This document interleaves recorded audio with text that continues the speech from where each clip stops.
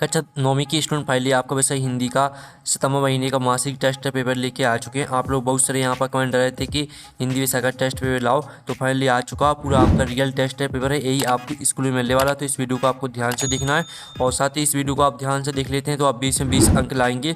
साथ ही इस वीडियो को आपको अपने दोस्तों तक शेयर करना जिससे वो भी 20 में 20 अंक ला सके। तो आप यहाँ पर दिल्ली मासिक मूल्यांकन मार्च सितंबर कक्षा 9वीं विषय हिंदी, समय आपका 1 घंटे रहेगा, पूरा अंक आपका 20 अंक का रहेगा। ठीक है, और निर्देश आते सही प्रश्न हल करना अनिवार्य है। तो आप यहाँ पर देख लीजिए, आपके 10 प्रश्न रहेंगे, जो कि आपका एक प्रश्न रहेगा 2 अंक का, तो 10 प्रश्न आपके 20 अंक के हो जाएंगे। तो आप यहाँ पर देख लीजिए, नई कविता की 2 प्रमुख विशेषताएं लिखिए। तो चलिए हम यहाँ पर नई कविता की आपकी 2 विशेषताएं देख लेते हैं। तो आप यहाँ पर नई कविता की 2 प्रमुख विशेषताएं हैं। अनुभूति की प्रामाणिकता, इसमें कवि ने अपने निजी अनुभवों को ईमानदारी से व्यक्त किया है। और दूसरी विशेषता हो जाएगी अतीत के प्रति असंतोष, यह पुरानी रूढ़ियों, मान्यताओं और परंपराओं का विरोध करती है। फिर आपका था भक्ति काल को स्वर्ण युग क्यों कहा गया है, तो इसका आंसर भी हम यहाँ पर देख लेते हैं।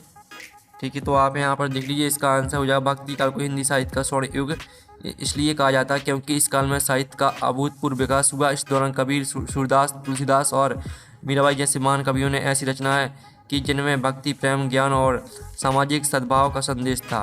ठीक है, आपका आंसर हो जाता है दूसरे प्रश्न का, तो इसका आप स्क्रीनशॉट ले लीजिए। फिर आपका तीसरा आता भक्ति काल की शाखाओं धाराओं का परिचय लिखिए। तो आप यहाँ पर देख लीजिए, आपकी भक्ति काल की शाखाओं धाराओं का परिचय दिया गया है। भक्ति काल को मुख्य रूप से 2 धाराओं में बांटा गया। निर्मल भक्ति धारा, इसमें ईश्वर के निराकार रूप की पूजा की जाती है। इसकी 2 उपशाखाएं हैं, ज्ञानाश्रयी शाखा और प्रेमाश्रयी शाखा। साथ ही आप यहाँ पर सगुण भक्ति धारा, इसमें ईश्वर के साकार रूप की पूजा की जाती है। इसकी 2 उपशाखाएं हैं, राम भक्ति शाखा और कृष्ण भक्ति शाखा। ठीक है, आपका प्रश्न तीसरे का आंसर हो जाता है, तो इसका आप स्क्रीनशॉट ले सकते हैं। फिर आपका प्रश्न चौथा आता है भक्ति काल के प्रमुख 2 कवियों के नाम एवं उनकी एक रचनाओं को लिखिए। तो इसका आंसर भी हम यहाँ पर देख लेते हैं। आपके भक्ति काल के 2 प्रमुख कवि, उनकी एक रचना दी गई है। कबीरदास हो जाएंगे, इनकी रचना हो जाएगी बीजक, और तुलसीदास की रचना हो जाएगी रामचरितमानस। ये आपका क्वेश्चन चौथे का आंसर हो जाता है। फिर आपका 5वां प्रश्न आता है तिब्बत यात्रा के दौरान लेखक राहुल सांकृत्यायन को किन कठिनाइयों का सामना करना पड़ा। तो आपका 5वें प्रश्न का आंसर हम यहाँ पर देख लेते हैं। तो तिब्बत यात्रा के दौरान लेखक राहुल सांकृत्यायन को कई कठिनाइयों का सामना करना पड़ा, जैसे रास्ते में डाकुओं का डर था, उन्हें अपनी वेशभूषा बदलनी पड़ी ताकि वे डाकुओं से बच सकें। तिब्बत के रास्ते दुर्गम और पहाड़ी थे, कुछ जगहों पर उन्हें ठहरने के लिए उचित जगह नहीं मिली। ठीक है, आपका 5वें प्रश्न का आंसर हो जाएगा। फिर आपका 6वां प्रश्न आता है लेखक राहुल सांकृत्यायन ने डाकुओं से बचने के लिए कौन सा साधन अपनाया। तो चलिए आपका 6वें प्रश्न का आंसर हम यहाँ पर देख लेते हैं। तो आप यहाँ पर देख लीजिए, लेखक ने राहुल सांकृत्यायन से तिब्बत में डाकुओं से बचने के लिए भिखारियों का वेश धारण किया।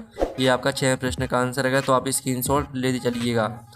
फिर आपका आता है 7वां कवयित्री ललगद्दे द्वारा मुक्ति के लिए की जाने वाले प्रयास व्यर्थ क्यों हो रहे हैं। तो आपका 7वें प्रश्न का आंसर भी हम यहाँ पर देख लेते हैं।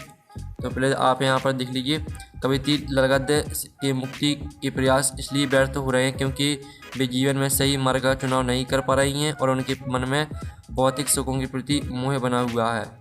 फिर आपका 8वां आता कवयित्री ललगद्दे का घर जाने की चाह से क्या तात्पर्य है। तो इसका आंसर देख लीजिए, कवयित्री ललगद्दे का घर जाने की चाह से तात्पर्य आत्मा का परमात्मा से मिलन है। वे ईश्वर से मिलकर जन्म मरण के बंधन से मुक्त होना चाहती हैं। ये आपका 8वें प्रश्न का आंसर हो जाता है। फिर आपका 9वां प्रश्न आता है राहुल सांकृत्यायन की भाषा शैली के बारे में लिखिए। तो आप यहाँ पर देख लीजिए, राहुल सांकृत्यायन की भाषा शैली सरल, सहज और प्रवाहमयी है। उन्होंने अपनी रचनाओं में आम बोलचाल की भाषा का प्रयोग किया। उनकी शैली में वर्णनात्मकता का गुण है जो यात्रा वृत्तांतों को और भी रोचक बना देता है। फिर आपका यहाँ पर 10वां प्रश्न आता है काव्य की परिभाषा एवं भेद लिखिए। तो ये आपकी काव्य की परिभाषा दी है, और रचना जो किसी विचार या भावना को कलात्मक और छंदबद्ध रूप में प्रस्तुत करती है काव्य कहलाती है। काव्य के भेद हो जाएंगे आपके श्रव्य काव्य और दृश्य काव्य। ठीक है, इस तरह से आपका आंसर रहेगा। तो इस तरह से आपके जो 10वां प्रश्न है वो भी कंप्लीट हो जाता है। तो आपके 10 प्रश्न दिए थे वो हमने पूरी कंप्लीट करा दिए हैं। तो जो आपका हिंदी विषय का जो टेस्ट पेपर है वो कंप्लीट हो जाता है।